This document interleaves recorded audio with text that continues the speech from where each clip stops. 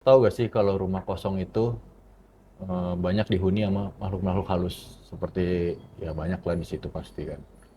Di sini gue mau cerita nih, Wo, pengalaman di mana yang dialami sama bokap gue sendiri. Oke,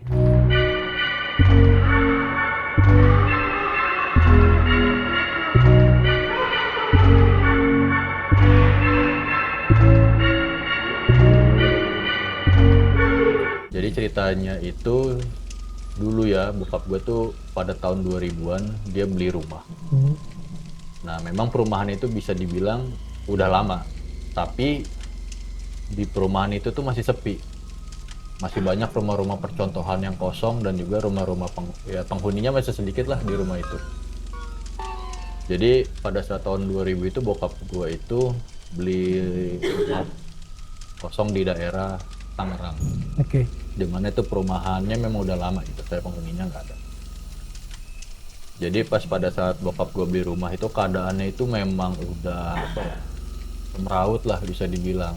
Jadi rumput-rumputnya udah pada tinggi, terus dalamnya juga pada kotor gitu kan.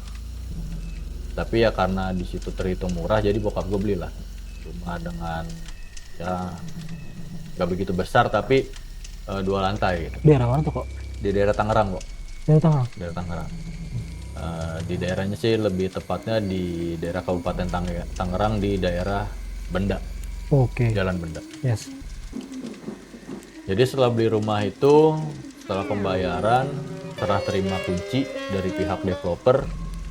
Nah, bokap gue tuh ke rumah itulah, survei-survei, lihat-lihat apa aja sih yang harus dibersihin atau hmm, apa. Jadi bokap gue cek itu dari taman. Jadi kebetulan memang ada tamannya lah sedikit. Itu tamannya rumputnya udah tinggi-tinggi kan.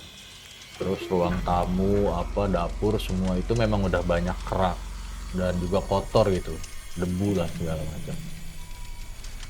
Jadi bokap gue berencana memang dia ingin memberesin itu sendiri. Gitu. Karena berhubung bokap gue bisa dibilang santai lah kerjanya gitu kan.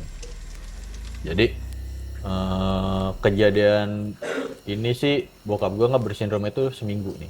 Jadi selama 1 minggu itu bokap gue memang mengalami kejadian-kejadian aneh lah di rumah oke, itu. Singkat ceritanya, jadi di hari pertama nih proses bersih-bersih gitu kan. oke, Bokap gue itu mulai dari taman depan. Jadi bokap gue ngebabat-babat rumput semua satu taman dalam 1 hari ya nggak ada masalah tuh di hari pertama gitu. Di hari keduanya ya masih ngebersihin taman, tapi mulai proses kayak iseng-iseng tuh bokap gue kayak beli pohon, jadi nanam sendiri di situ. Ya. Jadi bokap gue itu pas nanam pohon ada pohon palem kata bokap iya, gue. Jadi dia ingin naruh posisinya dekat sama tong sampah. iya, Nah perumahan itu kan terkadang ada tong sampah yang zaman dulu tuh, jadi kalau dibuang dari dalam itu nanti dia sampahnya itu akan keluar gitu. Jadi tukang sampah itu bisa ngambil dari luar gitu, ada pintunya dari dalam. oh iya, iya, iya, oke, oke, Jadi di sela-sela itu bokap gue nanam pohon pas ngegali tanah. Nah bokap gue tuh nemu kayak benda aneh nih. hmm, Modelnya tuh kayak kayak kalung berbentuk celurit kecil. Ya seginilah. oke, iya, Kalung bentuk celurit. Ya karena bokap gue merasa lucu lah gitu kan. Ya udah disimpan lah sama bokap gue gitu. Bokap gue sambil masih bersih-bersih rumah itu sambil nanam apa. Oke lah di hari kedua itu beres tuh taman. Mulai bokap gue masuk ke daerah lantai 1 nih. Cuman lantai 1 itu kan jadi dipecah dari ruang tamu, kamar, dapur sama ruang makan tuh. Adalah situ. Nah, jadi mereka bokap gue ya biasalah ngepel, nyapu, ngepel, ngebersihin rumah itu ya sekitar seharian gitu kan. Itu di hari ketiga jadi selesai nyapu, ngepel tuh masih nggak ada masalah lah, masih nggak ada gangguan. Nah di hari ketiganya, ke hari keempat berarti bokap gue itu mulai ngepel nih. Terus bokap gue biasa beli apa sih karbol ya, beli karbol buat ngepel biar wangi lah gitu. Jadi bokap gue ngepel dari depan sampai belakang, sampai ruang tamu itu pakai karbol kan. Terus saya pakai karbol sekitar itu udah selesai sampai setengah 6 lah bokap gue, memang perkiraan gitu setengah 6 udah mau maghrib tuh. Bokap gue santai lah di depan di teras, nggak di teras sih, lebih tepatnya di ruang tamu lah gitu. Bokap gue sambil ngerokok sambil ngopi gitu. Sini bokap gue sendiri nih, pokoknya sendiri lah dia ngerjain kerjaan rumah sambil ngopi ngerokok kan. Tiba-tiba itu di kamar mandi belakang, jadi kebetulan juga ada di belakang itu ada kamar pembantu sama kamar mandi pembantu nih. Jadi karena bokap gua nggak bersihinnya depan dulu, nanti yang belakang itu kamar pembantu itu nanti belakang di hari berikutnya lah kata bokap. Setelah dia lagi ngopi ngerokok itu, ternyata di belakang kamar mandi belakang di tempat pembantu itu kayak ada suara keran air nyala tuh. Keran air nyala, bokap gue bilang siapa yang nyalain air gitu kan. Cuman memang bokap gue pondasi agamanya kuat dan dia nggak takut gitu. Itu posisinya lu berdua di rumah, lagi berdua di rumah sama bokap lu? Enggak, bokap gue sendiri. Oh, jadi sendiri? memang kebetulan bokap gue beli rumah baru kan. Oh. Jadi bokap gue sendiri lah, itu sendiri semua dia yang beresin rumahnya. Singkat cerita setengah 6 itu pas lagi ngerokok itu, nah dia dengar ada suara air tuh di kamar mandi belakang. Ya sontak bokap gue aneh kan, gue cuma sendiri nih di rumah ini. Kok tiba-tiba ada keran air nyala gitu. Bokap gue ke belakang lah, ke kamar mandi si pembantu itu. Pas ke belakang ternyata nggak menemukan sesuatu, airnya juga mati. Pas begitu bokap gue buka kamar mandinya airnya mati. Pas datang langsung mati tuh airnya? Mati. Wah. Kalau harusnya kan namanya ada suara air itu lantai itu pasti ada bercak-bercak air kan? Harusnya ya. Harus lantai basah lah gitu. Dan ternyata itu lantainya kering. Ya bokap gua, oh ya udah mungkin bokap gua mungkin menunggu sini kali mau kenalan gitu. Udahlah bokap gua balik lagi, merokok lagi. Merokok sambil ngopi. Zaman dulu memang kan nggak ada gadget ya, jadi ya dia ngerokok ngopi aja udah. Sambil ya ngaji solawatan lah karena rumah baru kan. Terus nggak lama selang kemudian bokap gue lagi ngerokok itu tiba-tiba tuh ember apa segala macam kayak dibanting-bantingin gitu kok. Oh. Di kamar mandi itu. Jadi kayak tau gak sih kayak ember kalau dibanting gubrak terus suara orang kayak nyipratin air pakai gayung, guyur orang pakai gayung gitu. Bokap gue kok makin aneh nih. Bokap gue ngeliat lagi tuh ke kamar mandi itu. Bokap gue ngeliat kamar mandi gitu, posisi ember, gayung dan lain-lain itu nggak bergerak, tetap di posisi awal. Ya bokap gue cuman bilangin doang sih, ya saya permisi, mau benerin rumah ini aja, mau dirapihin, mau saya tinggalin. Bokap gue sambil ngomong-ngomong sendiri gitulah, sambil ya udah terusin ngerokok ngopi lagi.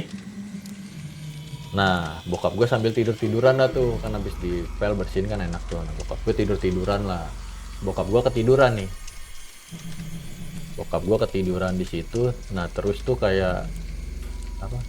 Rep-rep, tau gak sih kalau orang direp-rep atau ditindihin? Iya, gue tahu. Iya kan? Awalnya ditindihin tuh bokap gue. Cuman ya udah bokap gue berusaha buat itu. Cuman bokap gue mungkin karena capek ya ketiduran lagi lah, dia tetap ketiduran.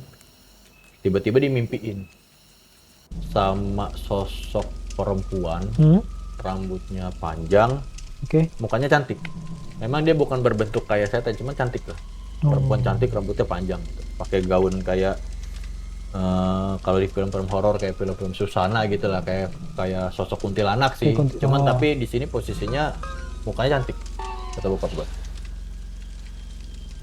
Dia cuman kayak apa ya, dia tuh marah karena bokap gua itu apa ya, ngebersihin pakai karbol, dia nggak suka ternyata. Pokoknya intinya gitu kata bokap gua. Jadi kan bilang boleh, kata dia, pokoknya kata si makhluk halusnya gini, kamu boleh bersih-bersih di sini tapi tolong jangan pakai karbol karena saya terganggu. Ya kan bokap lu juga gak akan kepikiran kayak gitu. Iya, kita kan nggak tahu kan gitu. Benar. Akhirnya oh ya udahlah, terus bokap gua kebangun, tiba-tiba pas kebangun udah 6:30 malam kan. 6:30 malam akhirnya ya udahlah bokap gua beres-beres buat pulang. ke rumah. Karena itu kan rumah baru kan bokap gue. Akhirnya bokap gue pulang lah ke rumah. Nah di hari berikutnya berarti di hari kelima ya. Di hari kelima itu bokap gue masih tetap di lantai 1 tuh, di lantai bawah. Nah terus tapi di bagian kamar pembantu dan kamar mandi. Nah terus ada tanah lapang juga sedikit tuh kayak buat taman juga lah. Di belakang itu ada taman, terus ada toren air. Oke. Ada toren air, nah terus ada lagi di pojokan sana gitu. Jadi kebetulan konsepnya ada kayak tiang tinggi gitu, ada toren air kan. Ya bokap gue ngebersihin lah.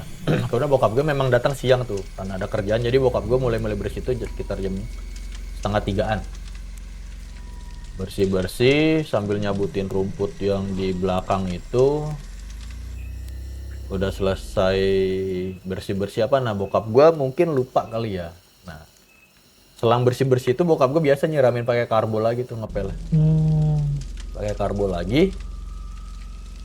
Terus bokap gue ya udah karena udah jam 5:30 mau maghrib, biasa bokap gue ritualnya ngerokok sama ngopi lagi kan di situ sambil nunggu habis maghrib baru bokap gue pulang gitu. Pas lagi kayak gitu tuh kedengeran lagi tuh suara ember dibanting-banting, air disiram-siram. Itu ada lagi tuh di hari itu. Bokap gue langsung keinget, oh iya ya, ternyata beneran nih dia nggak suka sama karbol gitu kan. Pas begitu bokap gua ke belakang lagi ke kamar mandi itu nyamperin, tiba-tiba tuh ada sosok makhluk. Kan tadi gua bilang ada toren air Toren ya. air. Itu tuh ada cewek yang datang ke mimpi bokap gua. Itu lagi uncang-uncang kaki, lagi duduk di atas toren itu. Toren itu. Bokap gua langsung lihat ke atas.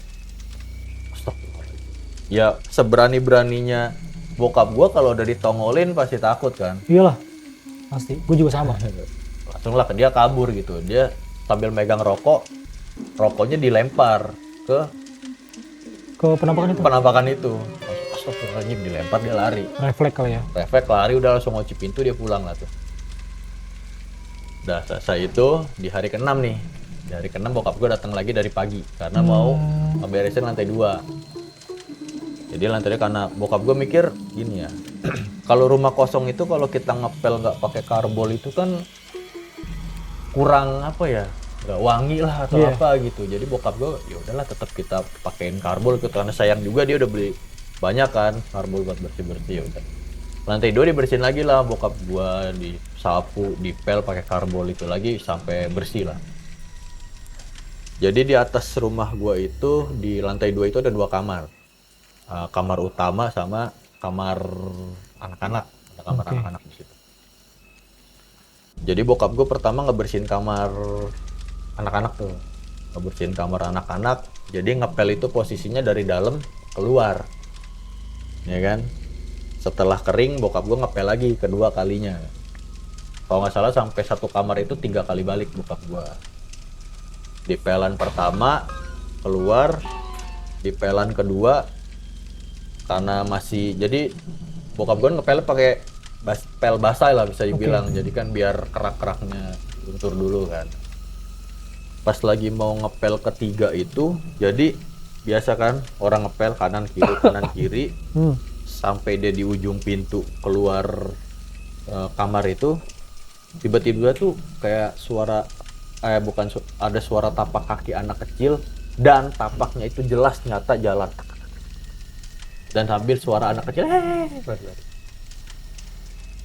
bokap gua langsung astagfirullahaladzim gitu kan. Dia tuh lari jadi keluar pintu masuk ke kamar utama. Jadi posisinya nih kayak ini kamar utama jadi bentuknya L nih. Jadi dia lari nih dari keluar pintu ini lari ke sosok yang baru nih berarti dari awal dia nggak penampakan, dia nggak nampak tapi cuma tapak kaki jalan. Nah kalau ngepel basah itu kan pasti kelihatan tuh tapak kakinya kan. Jadi tapak kakinya jalan ke kamar itu dan denger kayak suara anak-anak gimana sih kayak ketawa anak-anak lagi ngeledek. Iya kan? Lari tuh. Udah tuh. Kira bokap gua ngebalesin lagi lah tuh yang sisa itunya, dipelin lagi terus ditutup dikunci bokap gua. Bokap gua pindah ke kamar utama. Lagi ngepel lagi di kamar utama itu kira-kira udah sampai malam lah bokap gua, jam 5-an gitu. Kebetulan jam 5 itu waktu itu posisinya mendung kan, jadi gelap, posisinya lagi mendung gitu. Terus jam 5 itu udah mulai gelap, dia sambil nyapu. Jadi di kamar utama itu ada balkon sedikit, lagi nyapu, lagi ngepel, habis ngepel, suara anak kecil tuh masih ada tuh di kamar anak kecil, ketawa hehehe, masih ketawa-ketawa tuh di anak kecil ya, di kamar anak kecil. Ya bokap gua nggak ngirauin, Serem banget ya. nggak ngirauin, nah ngepel. Nah di kamar utama itu ada kamar mandi juga, jadi kamar mandinya ada di dalam. Selesai ngepel, biasa dong buang air pelan di kamar mandi. Ya kan? Pas begitu bokap gua keluar dari kamar mandi, nengok ke sebelah kanan kan pas banget balkon tuh. Nah itu ada sosok cewek lagi tuh. Cewek cuman bedanya ini pakai bajunya hitam. Bukan sosok yang kemarin ketemuin sama bokap gue di toren ya. Ini sosoknya perempuan, bajunya hitam, kayak jubah hitam itu. Tapi dia posisinya ngebelakangin bokap gue. Posisinya dia mandep ke arah jalan. Bokap gue negor dong. Siapa tuh? Khawatirnya kan orang kan. Iya. Dideketin lah sama bokap gue. Deketin. Pas dia tanya, kamu siapa? Tiba-tiba lari lah tuh, terbang ke arah belakang. Jadi posisinya dari balkon terbang terus ke atas, ke arah belakang rumah gue. Bokap gua kaget, lari, ngunci pintu, ada nutup, ngunci lagi, turun lah mereka ke bawah. Jadi akhirnya ngepel di kamar itu tuh ditinggalin sama dia. Padahal balkonnya belum sempet dipel pada hari itu. Dia turun ke bawah, akhirnya bokap gua pulang lagi kan. Singkat cerita di hari terakhir, di hari ke-7. Dia berencana kayak ngajak gua sama nyokap gua lah. Ini kita coba ke rumah baru nih, udah bapak bersihin, cuman masih ada sedikit, bantuin lah, bapak capek dari 6 hari kemarin dia kerja sendiri kan. Dan itu memang di weekend. Ya udahlah, gua datang lah sama nyokap gua di situ, sama sekeluarga lah gitu. Gua nggak merasakan apapun sih pada saat di situ. Cuman katanya bokap gue tuh digangguin lagi tuh terakhir di situ. Biasa kita habis bersih-bersih rame-rame, nyantai-nyantai, dan bokap gue ketiduran lagi karena capek. Jadi bokap gue ketiduran lah di kebetulan memang bokap gue salahnya itu dia tidurannya tuh pas banget di depan pintu. Kan mitosnya kita, atau bisa dibilang pamali ya, tidur di belakang pintu lah, dekat pintu gitu lah. Nah, bokap gue tidur di situ. Begitu tidur di situ, direp-rep dia. Direp-rep lagi. Direp-rep lagi dan juga diimpiin. Dia didatangin sama cowok. Kepalanya botak, mukanya hancur, pakaiannya hitam, serba hitam. Terus dia ngomong sama bokap gue gitu, kalau kamu mau tinggal di sini, tolong apa yang kamu temukan dibalikin ke asalnya. Bokap gua apa nih maksudnya? Terus bangun, bokap gua apa ya maksudnya gitu loh. Padahal itu siang loh, jam 3-an bokap gua ketiduran. Tapi didatengin mimpi itu kan, di mimpi. Nah, gua lagi main-main di situ. Nah, gua nemu tuh kalung yang celurit itu tuh, yang bokap gua temu di taman. Tuh kan. Nah, terus gue bilang bokap gue, "Pak, ini apa?" Bokap gue langsung keinget tuh, mungkin ini kali nih yang diimpiin yang sama orang tadi gitu. Benar-benar. Akhirnya bokap gue, yaudah sini ya, bokap gue dicuci lah. Benda itu dicuci, terus dibacain ayat kursi yang bokap gue, terus dikubur lagi di tempatnya. Cuman posisinya bokap gue minta maaf ya, karena posisi pas pada saat dia nemuin benda itu udah ditanemin sama pohon yang bokap gue udah tanam tuh di situ. Jadi bokap gue ya udah ditaruh aja di pinggirnya itu, digali juga, dikubur tapi bersama pohon itu. Selesai dari situ udah nggak ada apa-apa lagi dah gangguan gitu. Pas di hari berikutnya bokap gue datang ke situ, cuman seperti nyapu-nyapu apa gitu. Tapi gue sama keluarga gue nggak jadi tinggal di situ, karena sebelum tinggal di situ bokap gue udah cerita ada gini-gini. Akhirnya nyokap gue mutuskan udah nggak usah pindah lah, khawatirnya kan bokap gua aja digangguin gitu kan. Iya benar. Cuman tapi kata bokap gua ya kita coba aja kali sekali gitu. Cuman tapi dari keluarga gua nggak mau, akhirnya ya rumah itu dikontrakin lah sama orang lain. Oke. Terus udah selang dikontrakin sama orang lain, selang setahun bokap gua, nah dia komplain ke bokap gua, dia cerita lah gitu kan, kebetulan yang kontrak itu kebetulan orangnya asik gitu kan, sering cerita.